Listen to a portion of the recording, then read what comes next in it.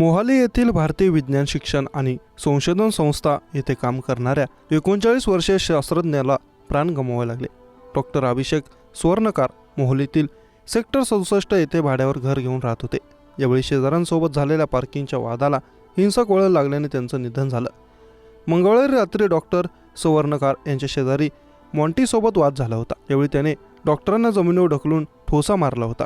हल्ल्यानंतर त्यांना तातडीने रुग्णालयात नेण्यात आलं, मात्र उपचारादरम्यान त्यांनी अखेरचा श्वास घेतला। मूळ झारखंडमधील धनबाद येथील रहिवासी असलेले डॉक्टर अभिषेक स्वर्णकार हे एक प्रतिष्ठित शास्त्रज्ञ होते।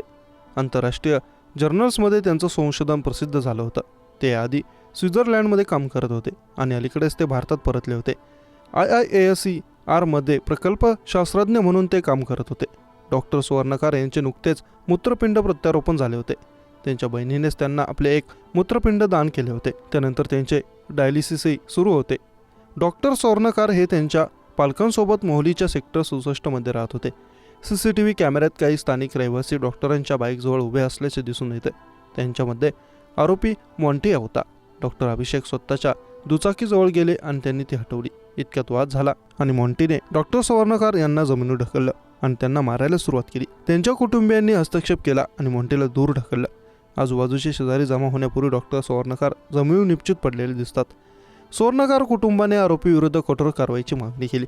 पोलिसांनी सांगितले की त्यांनी सदोष मनुष्यवधाचा गुन्हा दाखल केला आहे।